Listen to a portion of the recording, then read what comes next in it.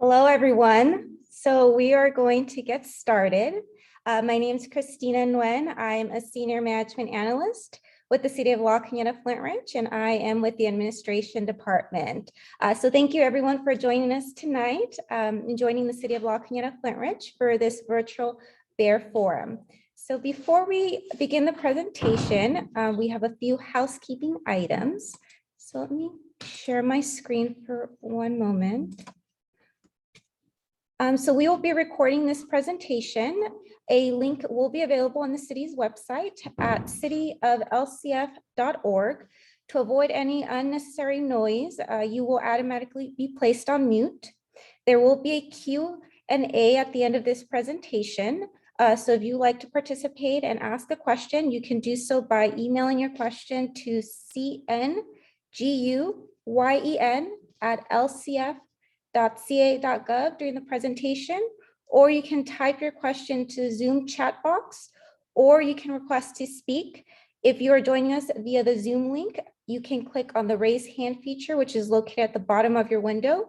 If you're using the phone option, you can dial *9 and then *6 to unmute yourself. So to start, so this evening we have three panelists who have volunteered their time tonight. So our first panelist is Rebecca Barbosa. Rebecca has a Bachelor's of Science in Biology with a minor in Sociology and Zoology from Cal Poly Pomona. She has been working as a biologist for the California Department of Fish and Wildlife for 20 years, and she specializes in large mammals and human-wildlife conflict management. She is a current lead person for the San Gabriel Mountains Black Bear Population Assessment Study and is a regional human-wildlife conflict coordinator. Our second panelist is Lauren Hamlet. Lauren is the manager of the wildlife program for the Pasadena Humane Society and SPCA. She has been with the organization since 2007 and previously worked at the LA Zoo and in private animal care practices. The wildlife program at Pasadena Humane consists of a medical rehabilitation clinic, a helpline staffed 7 days a week, a community outreach education, and just as a reminder, the Pasadena Humane Society is the city's animal control services provider. We have our third panelist, Deputy Ashwan Nad. Deputy Nad has been working with the Los Angeles County Sheriff's Department for 20 years. He has been with the Crescenta Valley Sheriff Station for the past 13 years, and in March 2001, he took the role on as a city special assignment deputy. Previously, he worked as a traffic deputy. So we are going to get started with the presentations. We are going to have Rebecca Barbosa. So let me pull up Rebecca's presentation. And then Rebecca, you can unmute yourself and the floor is yours. Thank you, Christina. Thank you for having me here. I'm excited to give you a little bit of an education about black bears in Southern California. And I have a lot to talk about, so let's just get right to it. We only have one species of bear in California, and that's the American black bear. Historically, these animals were primarily located in Northern California, but now they inhabit all of the mountainous areas throughout the state. The California grizzly was extirpated in the 1920s, and since that time, the black bear has made a gradual expansion southward. And you can see on the map, the darker colors indicate areas of more recent expansion. That's probably within the last 30 or 40 years. And next slide.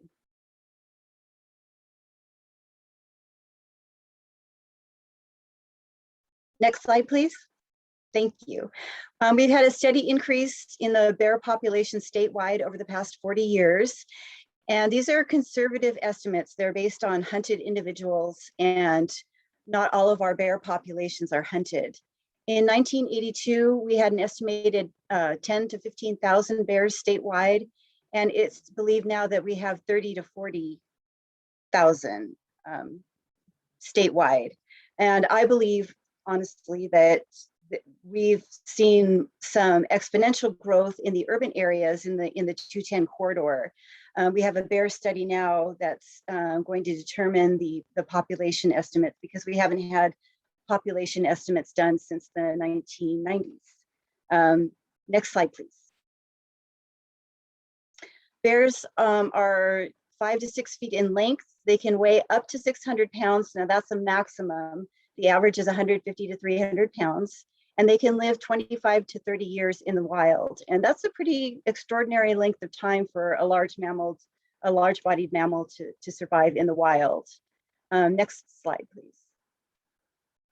There seems to be some confusion about bears in California because we have different coat colors. We see the traditional black coat color more in Northern California. In Southern California, we see more of a cinnamon or brown colored bear.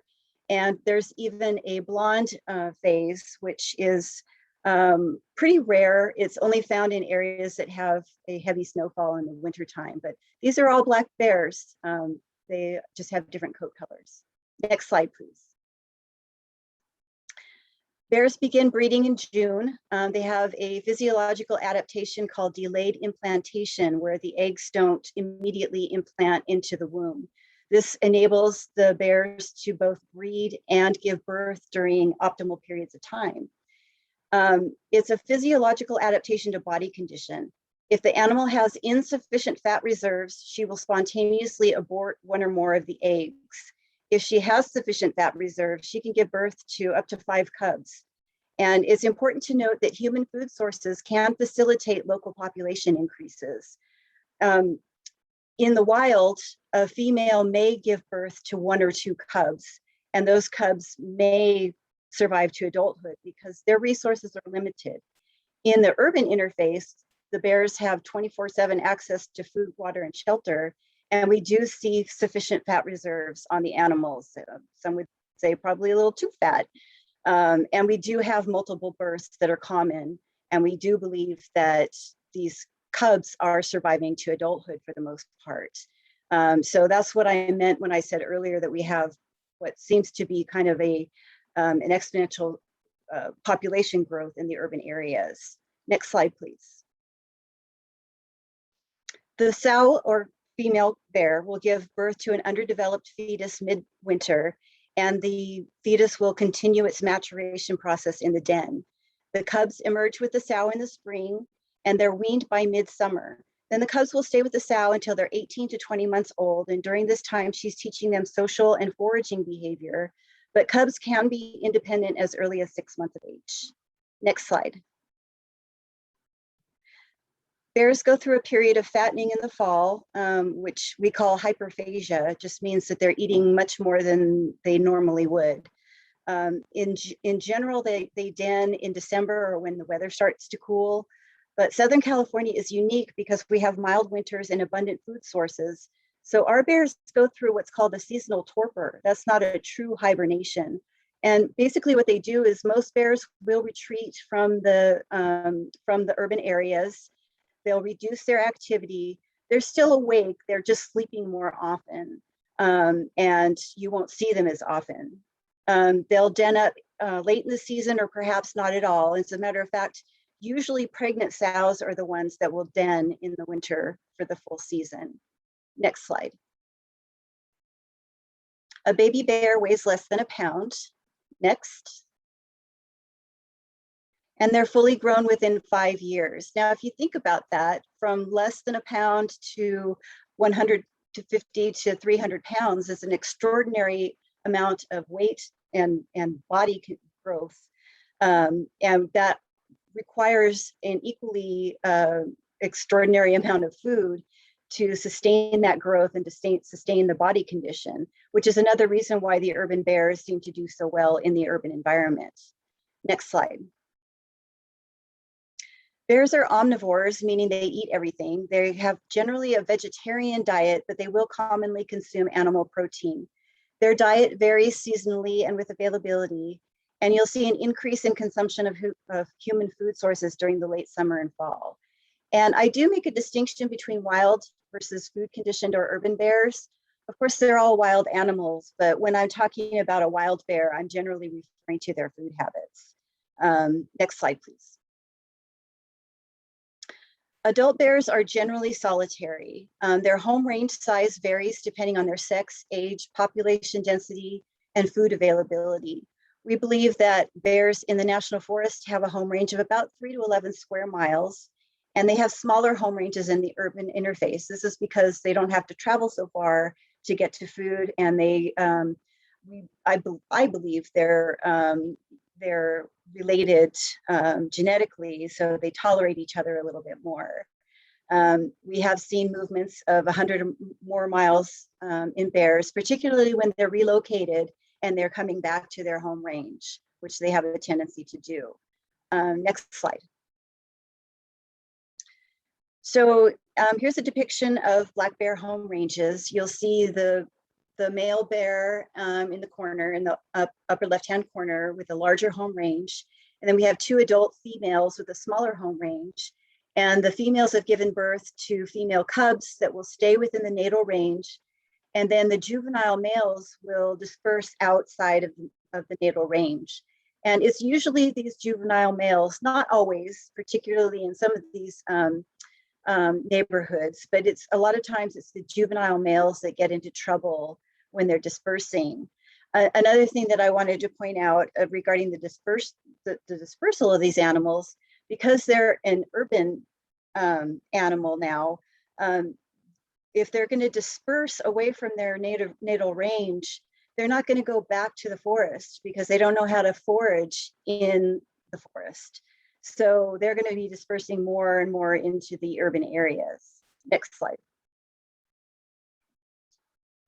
So black bears have adapted to a variety of habitats, from conifers and hardwoods to brush and meadows. Next. This is a typical canyon in the Angeles National Forest. And it's interesting to me that in Northern California, black bears are pretty much arboreal, meaning they spend most of their life in trees. And black bears have really adapted to our shrubby, scrubby habitat that's basically treeless. Next slide. And they've also adapted, of course, to the urban interface. Next. So the Department of Fish and Wildlife is the steward agency for wildlife in California. We take reports for sightings, property damage, incidents, either remotely through phone or email, or on scene whenever necessary. We are the lead agency for public safety incidents, and we're mandated to maintain healthy bear populations.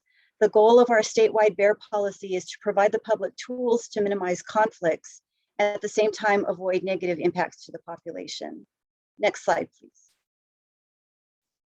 An informed public is the most effective solution to most problems related to bears. Next. Our biggest recommendation is never feed the bears, either intentionally, no matter how cute they are, or unintentionally by allowing your garbage or other food items to be available to bears. Next. Food conditioned bears that have caused property damage and or killed pets or livestock may be killed under the state's depredation policy and state laws. So there are consequences of feeding bears. Next. Our most recommended item is a bear resistant garbage can. This is going to cut down on a lot of bear visitations in your neighborhood. The picture in the upper right hand corner, that's a grizzly bear. And a lot of our manufacturers that manufacture these cans are really creating some wonderful products. This particular product was tested on grizzly bears, and if a grizzly can't open it up, then a black bear is not going to be able to open it up.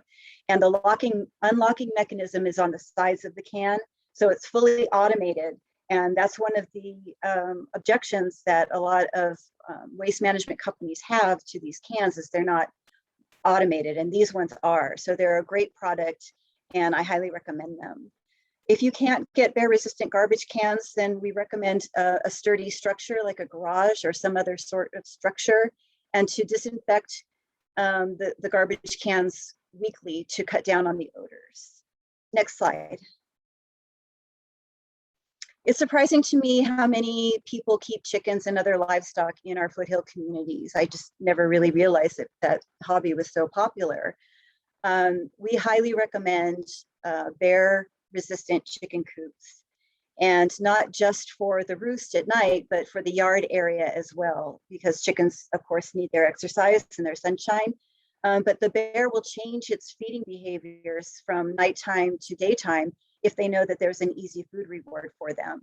So we recommend, again, a predator-resistant chicken coop if you're going to keep chickens in the foothill communities. Next. A couple more human bear conflict prevention tips. Again, install or request bear-resistant garbage cans. Freeze wet garbage like meat or bones until pickup. Keep garbage inside a garage or a secure building until pickup. Disinfect garbage containers weekly with bleach or ammonia. Clean barbecue grills regularly. Keep pet food and water indoors. Harvest tree fruits, particularly avocados, regularly and pick up fallen fruits.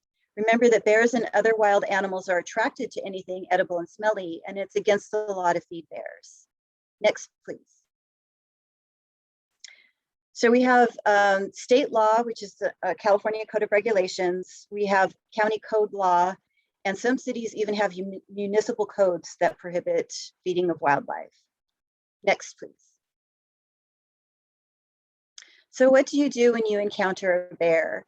Well, there's two scenarios, basic scenarios that I can think of. The first is that you're in close proximity, which you shouldn't be to begin with. But if you find yourself in a situation where you're an arm's length from a bear, you want to back off slowly, talk in a low, quiet voice. And as soon as you get some distance between you and that animal, it will back off. And believe me, this works. I've done it several times. The other scenario is you're in a more open space and the bear has an obvious escape route. So you want to look at the bear, you want to make yourself look bigger, make loud noises. If you have something in your hand, throw objects at the bear, anything that you can do to get that bear off your property. You never want to turn and run. That can sometimes trigger a chase instinct in animals. And in the unlikely event that you're attacked, you want to fight back. You don't play dead. That's an old wives' tale. Next, please. So I wanted to talk a little bit about our policies, regulations, and law enforcement. Next. So when you see us on the news with a bear or other animal in hand, it's generally because that animal has gotten itself into a predicament that it can't get out of without our assistance. And in those cases, we'll immobilize the bear and move it back to suitable habitat. If we try and move a bear out of its home range, again, it's not going to know how to forage in the wild. And it's very, wildlife is very attached to their home range. And bears can travel hundreds of miles to get back to their home range, and they do. We had a situation a couple months ago where we had, and it was in the news, we had a bear that ended up in a grocery store. So our folks went in, we immobilized the animal, we took it to the forest, and within a week, it was back in an urban area. So they always come back. Relocation is not, we usually don't relocate wildlife to resolve human-wildlife conflict. Next slide. So most of our conflicts occur within a mile of nearest available habitat. Under extraordinary, easy for me to say, under extraordinary circumstances, we can get approval from Sacramento to move the animal greater than 25 miles away from the scene. But again, like I said, relocation does not fix the heart of the problem, which is the food and the attractants, which brought the animal into the area to begin with. Next. So I wanted to talk about our bear depredation policy. And depredation is a word that we use when a wild animal has caused damage to personal property. The first category is a no harm, no foul animal. It's an animal that's just wandered in from the forest. It's naive to humans. It's looking for food and not confrontation. And it's usually those juvenile males that are dispersing outside of their natal range. A lot of times they're just in the wrong place at the wrong time. And if you give it space and time, it will leave on its own. Or it can be hazed, which is another word for frightened, or moved to nearest habitat. Next slide. Category 2 is a habituated or nuisance bear. There's been no property damage, but you'll see things like tipping over garbage cans, peeking into windows, sleeping in backyards, that kind of thing. Usually, we can recommend corrective measures, for instance, bear-resistant garbage cans, or removing attractants like pet foods or cleaning the barbecue, managing koi ponds, managing chicken coops, even getting rid of bird feeders because bird seed is another form of bear food. We can recommend fencing or electrical fencing and hazing. Next slide. Category 3 is where property damage has occurred. At this point, hazing is usually no longer effective, but there are sometimes some corrective measures that we can make. At this point in time, a landowner can request a depredation permit from the department, and that would be a permit that would allow them to kill the bear. However, in our foothill communities along the 210 corridor, all of these communities have strict firearms ordinances, which is a municipal code. And the Department of Fish and Wildlife doesn't have jurisdiction over municipal codes. So generally, we don't issue a lot of permits in the urban areas unless a person were to obtain special permission to discharge a firearm. Next, please. I wanted to talk a little bit about public safety threats as well. Next. An imminent threat means there's a likelihood of human injury based on the totality of the circumstances. You know, if we get a report of a bear attacking a man, we're not going to rush to the scene and automatically start shooting the animal. We need to take a look at the entire circumstance. And in this case, in the picture shown, this is a zoo setting, and the animal is a captive bred bear, and it's just horsing around with its trainer. So that's kind of a lame representation, but I just wanted to demonstrate the fact that we do thorough investigations when there's an imminent threat. Next slide, please.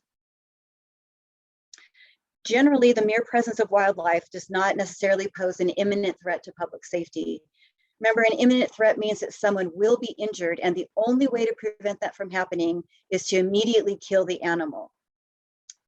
Generally, with space and time, most animals will leave the area, or they can be hazed without a mass response from agencies.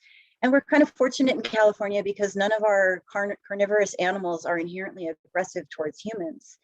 So our black bears, our mountain lions, our bobcats, our coyotes, none of them are predatory against humans.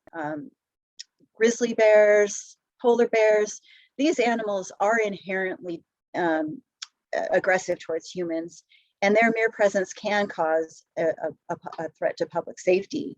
So if black bears were an imminent threat to public safety, we would know it. We would see a lot more attacks than the rare a number of attacks that we have. And we would have different policies. And by the way, the most common type of attack that we have is someone getting bitten on the hand because they're trying to feed them, or in a campground situation where the people have gone to bed and perhaps, you know, they still smell like the campfire, and the bear comes around at night and has an amazingly sensitive nose, peeks his head in the tent, and the people react. Then the bear reacts in defense of itself. So it's not a predatory attack. And I'm not trying to minimize the fact that, yes, we do have occasional bear attacks, but most of them can be avoided. Next slide, please. Law enforcement determines public safety incidents. So that would be a Department of Fish and Wildlife officer, sheriff or police, park ranger, Forest Service enforcement, or any other enforcement entity can deem an animal a public safety and immediately take action. Next slide, please. So the department has a program called Wildlife Watch, and we developed it first for coyotes. We had some situations where coyotes were biting humans in one particular community, and we established this program, and within a year, we hadn't seen a single human attack in that city. And we still continue to see good results from that city and from all the other cities in Orange and LA County that have joined this program. So Wildlife Watch encourages cities and other agencies to prepare comprehensive wildlife management plans, which include public education efforts that will change human behavior. Wildlife Watch establishes a comprehensive, integrated management strategy that will minimize human-wildlife conflicts and improve the quality of life in urban settings. It's based on conservation and ecological principles, on agency and community leadership coaching, and respect for wildlife and for one another. We currently have 2 cities that are interested in participating in our Wildlife Watch Bear program. That's Sierra Madre and, oh my gosh, I can't think of the other city. How terrible of me. But they're working on their management plans right now. So we're hoping to bring in other foothill communities and make it more of a regional plan that would benefit everyone. So next slide, please. If you want more information about Wildlife Watch or any topics that I've discussed tonight, please visit our webpage at www.wildlife.ca.gov. And I forgot again to put a slide in this presentation that had my contact information, and I was going to put it in the chat so that you'll be able to contact me.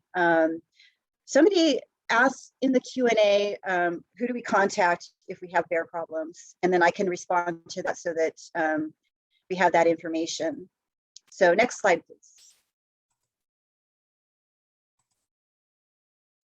And I'll be ready to answer any questions.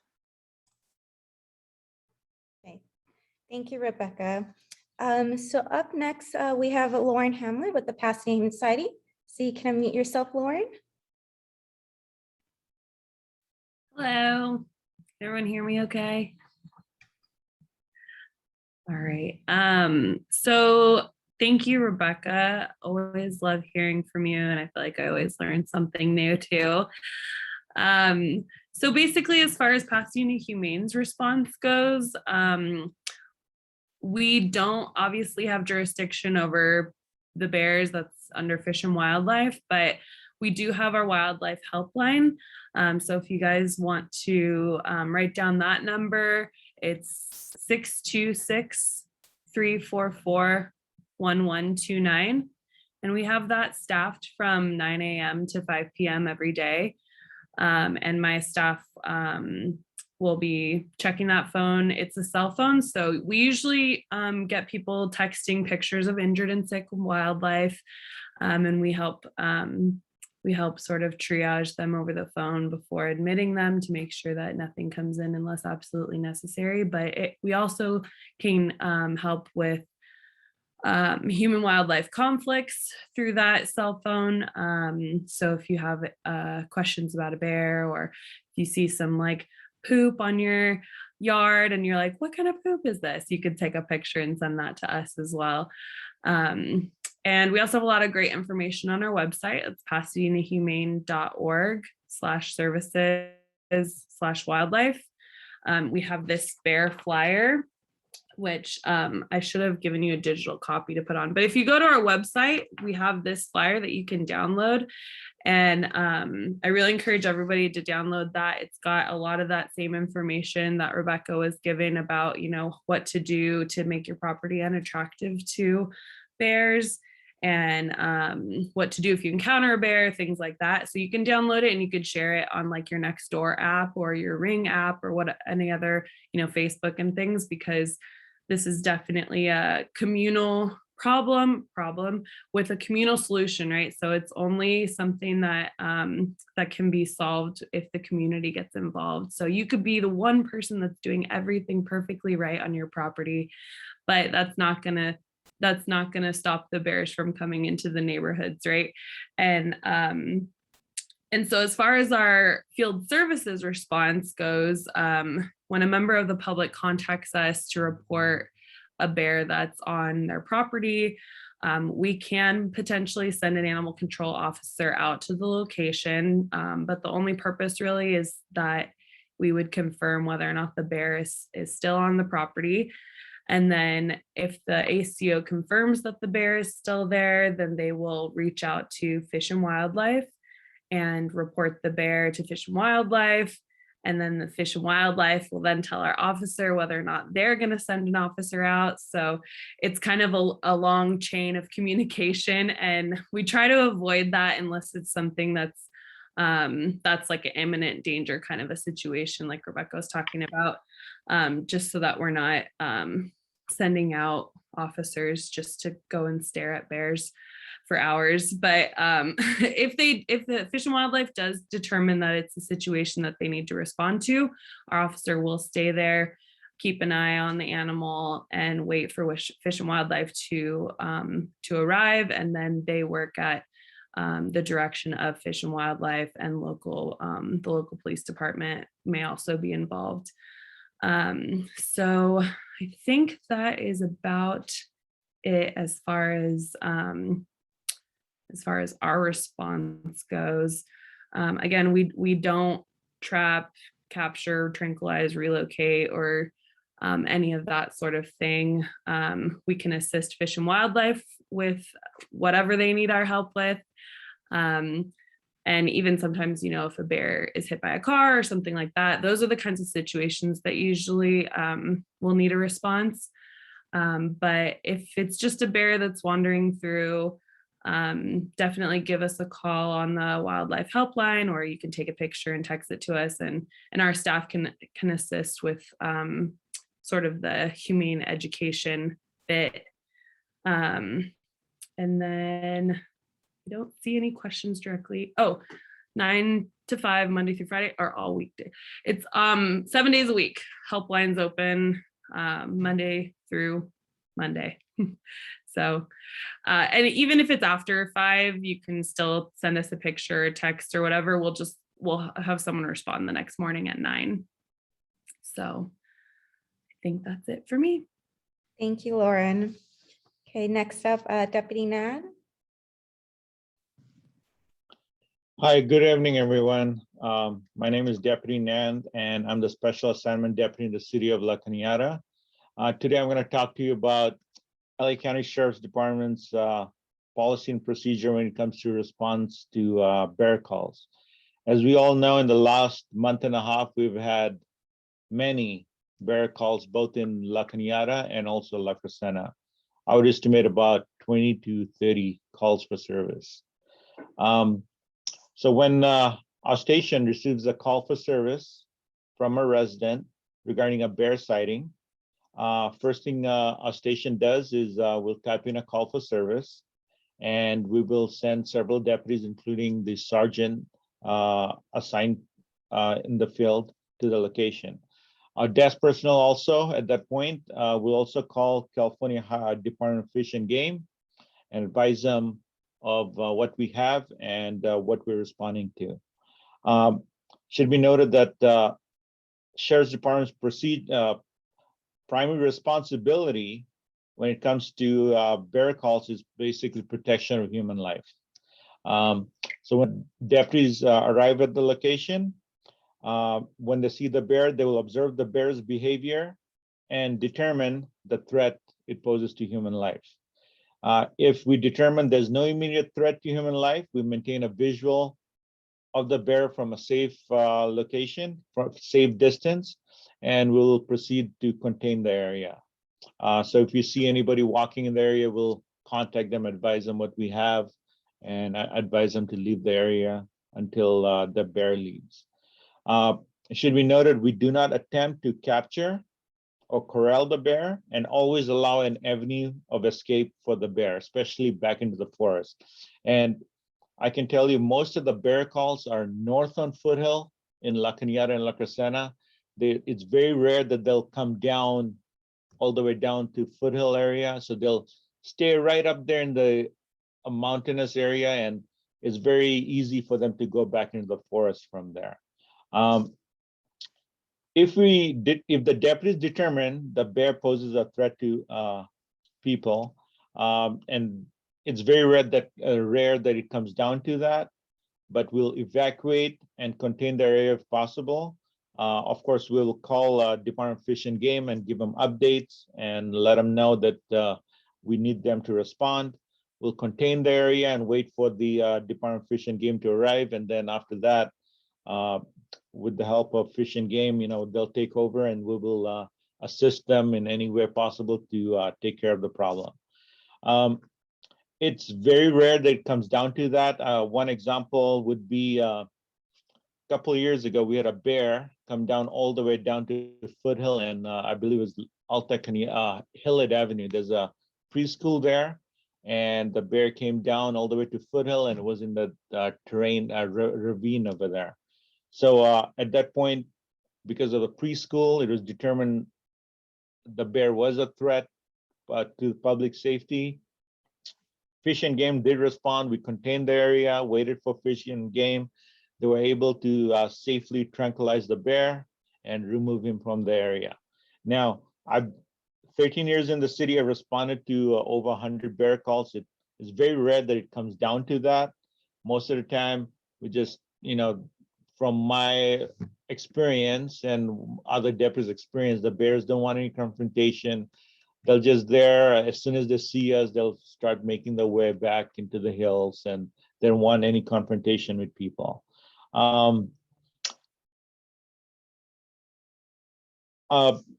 Basically, that's about it. Usually, we actually, last week I responded to a call for service in the city of La Cañada where a bear had broken into a home. And we got there, we went to the back of the location, me and my partner, we observed the bear in the kitchen. He was staring at us. So we retreated a little bit, went to the front of the house, made a lot of noise that allowed the bear to leave, jump out of the window, and slowly made its way all back into the forest. Now we have had several incidents of that happening where bears have gone into people's homes. There was no confrontation with the resident. My understanding is there was no one was hurt, and they immediately the bears left the area. We always, in situations like that, make sure Fish and Game are advised of what we have, give them updates. Our desk always lets them know, and they determine based on what information we're giving them if they will respond. So that's all I have for now. Thank you, Deputy Nad. So now we will be moving on to the next portion of the session, which is the Q&A. We'll start with the questions that we received in advance via email. We received a couple of questions that were related to similar topics, so staff grouped those together. So here are some questions. So for our panelists, feel free to answer if you have the answer to these questions. There's a question about what is the season that bears most visit? And I noticed also on our chat box, there was a question as to whether it's more common now for bears to visit in spring and summer.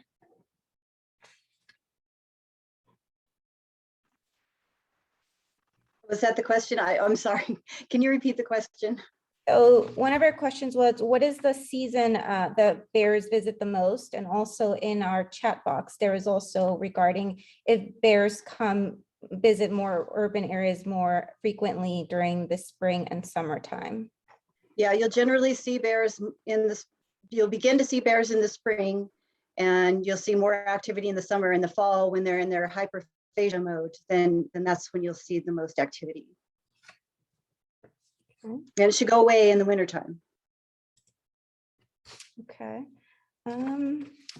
There was another question we received via email. You kind of, Rebecca, you kind of touched upon this in terms of your the home range and the relocation, but just for those that may have come in late, there's a question, can California Fish and Wildlife relocate some bears? It seems like most are desensitized to humans and are visiting backyard pools multiple times a week. Yeah, we don't relocate wildlife, unfortunately, to resolve human-wildlife conflict. It would be a fun exercise for us to do that all day long. But it's just not a feasible thing. Again, these animals come, they're very tied to their home range, and we can stick an animal way out in the forest and it's going to come back. Or if it doesn't make it back for whatever reason, there's going to be another animal that's going to quickly take its place. It used to be that the forest was prime habitat for animals, but the urban areas, particularly for bears, have become prime habitat. And yes, the other part of your question was along the lines of, are they habituated? Yes, they are. We have generations of bears that have grown up in the urban environment, and the sows will teach their cubs how to forage off of human food sources. So a habituated bear is not a candidate for relocation either, because if it's a problem animal, we'd just be moving a problem to someone else's neighborhood. And again, another bear would fill its void. So another question received, why doesn't the California Department of Fish and Wildlife provide water and some minimal food for animals located inside the Angeles Forest in order to encourage bears and other animals to stay there, rather going into urban areas? And that's a good question. We get that a lot.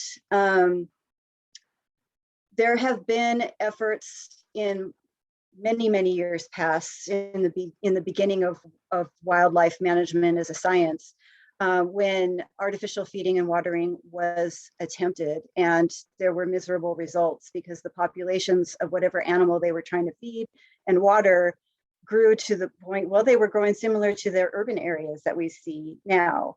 They had this kind of exponential growth, and when the population outgrew the habitat, then there would become problems.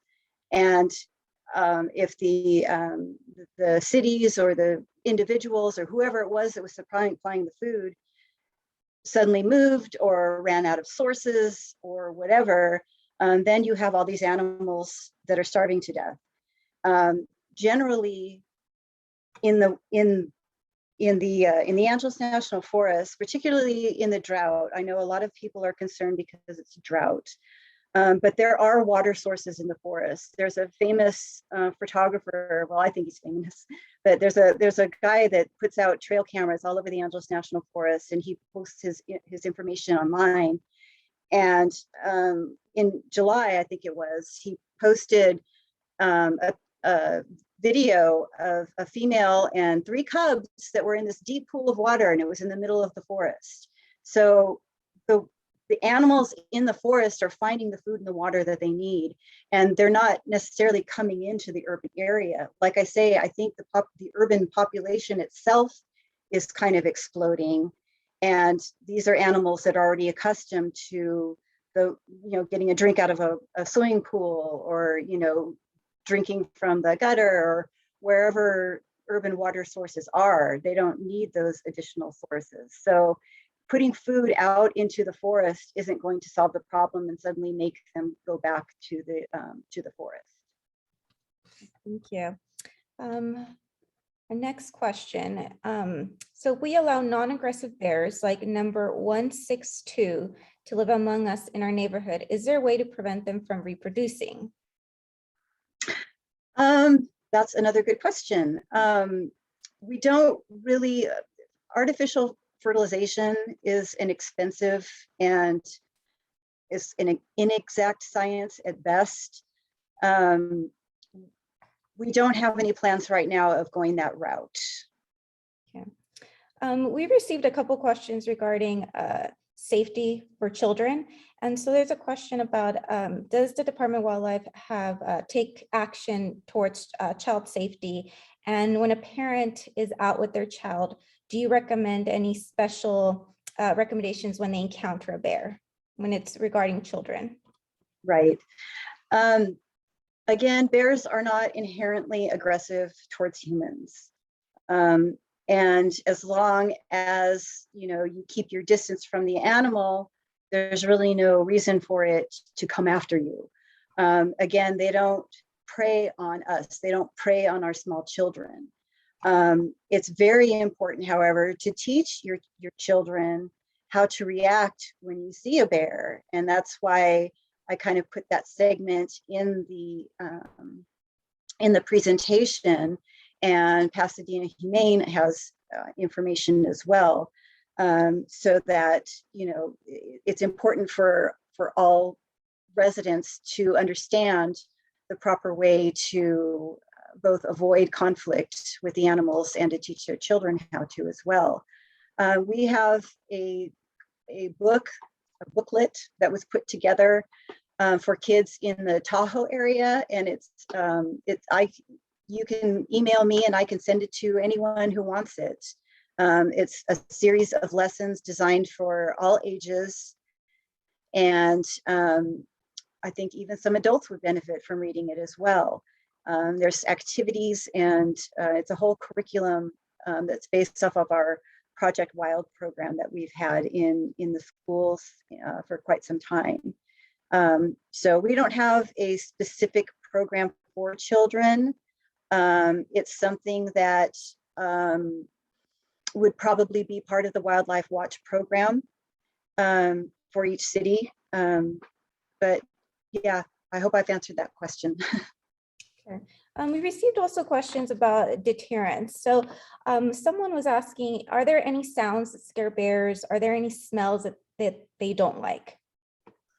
As far as sounds go, you know, these are urban bears. So they see flashing lights, they see, you know, they hear car horns, they hear the garbage man pick up the trash can. They're used to urban noises. So the purpose of having perhaps an air horn or some other type of noise-making device would be to alert the bear of your presence so that it's not surprised by your presence. As far as smells go, there's really no bear deterrent that you can buy to sprinkle on your yard, but sometimes we recommend that people put ammonia-soaked rags on top of their garbage. So you put your garbage in, put the ammonia-soaked rags, and then keep repeating that until your garbage bin is full. They tend to not like the ammonia. Mm-hmm. Okay, you touched upon air horns, but there's another person who talked about that. Do you recommend that the public carry bear spray while they're out and about? And if so, are there any recommendations that you have as to which type? Yeah, I don't personally carry bear spray with me, primarily because I don't want to have to worry about which way the wind is blowing if I have to use it. So, you know, it's a good tool. You have to be relatively close to the animal for it to be effective. So again, keeping your distance from the animal is the most important thing. But if it makes you feel comfortable being out and about, yeah, that's what it's for. It's for deterring bears. Mm-hmm.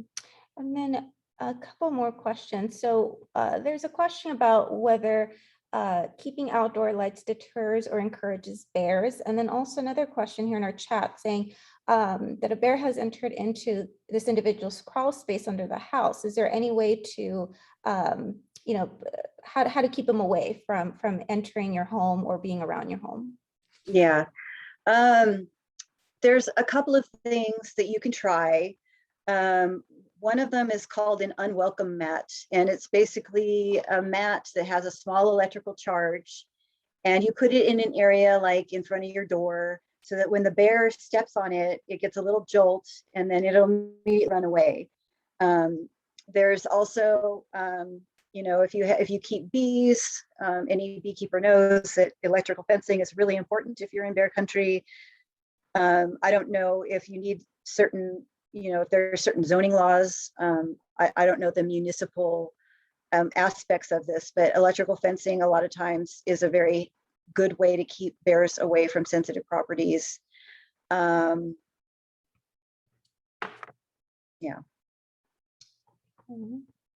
We did get several questions via email, and also I'm seeing in the chat box regarding. Oh, Christina.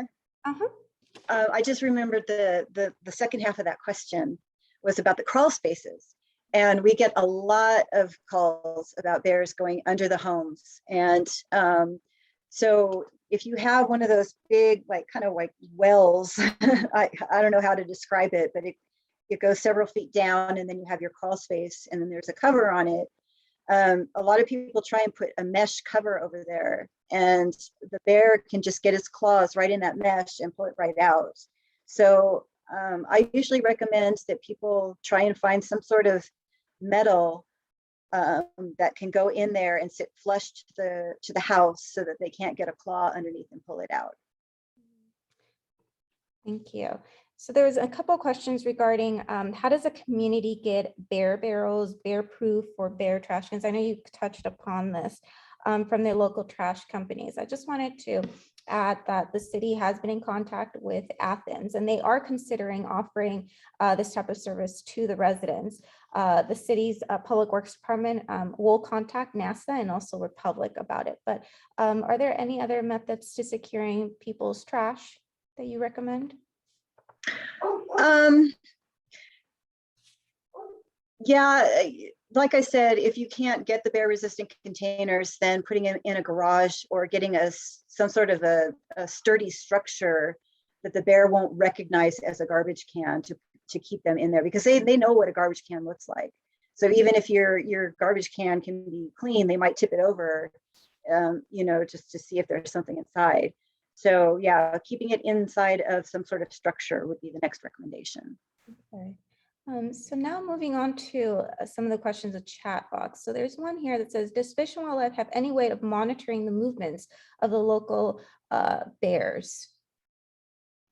We don't right now. I think I kind of offhandedly mentioned our bear project. Right now we're gathering DNA data from bears in the Angeles National Forest. And eventually, once we get the project going, we will be putting radio collars on bears.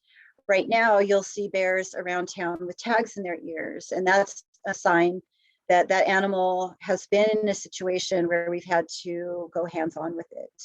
A lot of people think the color means something. The color is random, and the number is random. The only thing that matters that you'll see if a bear has a tag on their left ear, it's a male, on their right ear, it's a female. So that's how, right now, that's how we're monitoring their movements, is when people call in when they've seen a tagged bear. Okay. In the chat, there's a question about pets and small dogs. So how can residents protect their pets? I live in a foothill community myself, and I had a 10-pound Chihuahua, and I have 2 cats. And my cats are strictly indoor cats. They don't go outside. And my Chihuahua, before she passed away, I would go out with her every single time she had to use the outdoors, even during the daytime, to protect her. And I would bring her indoors. That's what I recommend for small animals. For larger dogs, it's usually not a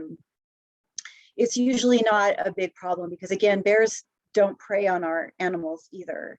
The only time that I've really known of a bear to attack a dog is when the dog has been aggressive and has come after the bear itself, and the bear makes a swiping motion with its paw to defend itself.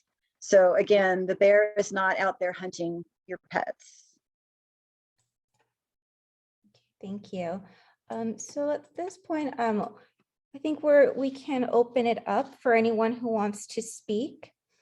So just as a reminder, for those who join via the link, you can use the raise hand function at the bottom of your window. And those who joined us via phone, you can dial *9 and then *6 to unmute. So let's see, we have here Tanya. Tanya, you can mute yourself.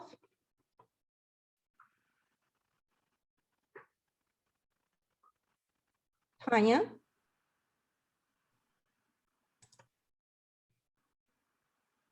Okay, so let's, Yes. okay, Tanya, so you can go Yeah. ahead. Oh, I already typed it. I'm sorry, I didn't know. It was more about the metal panel that she mentioned putting in a crawl space.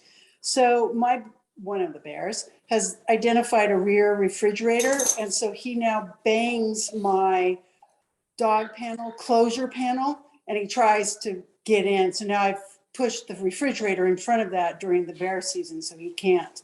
So they're very, I just want to say you're absolutely correct. They've got great retention and they're very strong because he's moved that refrigerator through the dog panel with one arm. So they're very strong. But that was it. I typed that. You did all my other questions. I appreciate it. Thank you. So next we have Winnie. Winnie, you can unmute yourself. Hi there, can you hear me okay? Yes. Okay, hi. Thank you for this great presentation. It's very helpful. I'm a father of 3 children here in La Cañada. We live right on Hill Boulevard, about a couple houses up. I think I texted or communicated with Rebecca about a month ago and showed pictures of the bear that broke through my fence, my gate, and moving around the neighborhood. And I communicated with the sheriff. So I think I'm very habituating, and I think that's the way it's going to be, at least this year. We'll see what next year brings. But I think my biggest concern is safety of children. 3 kids, 2 7-year-old girls, they go out to always reside in the city. Well, perhaps this is the time for a culture change. Do schools, do they now communicate their safety in the schools? Does the city take some ownership? Does the sheriff department go out into the community? If this is what we're going to see, again, we get these type of education, but I think we need to propose more bear safety and education to the community beyond this and reaching into the schools. And any thoughts about leadership into this?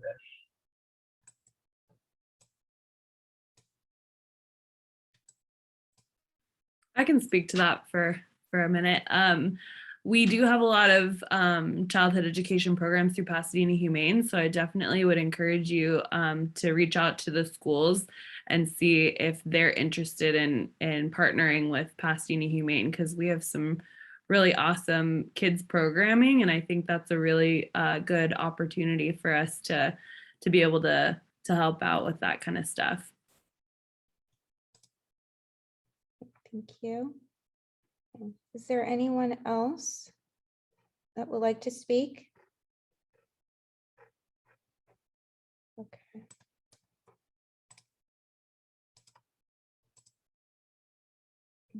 Okay. Okay. So, thank you so much for joining us today for this BearForum. It was very informative. I want to thank our panelists and everyone for joining tonight. Recording of this presentation will be posted on the city's website.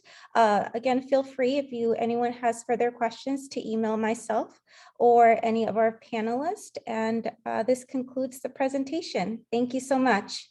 Bye-bye.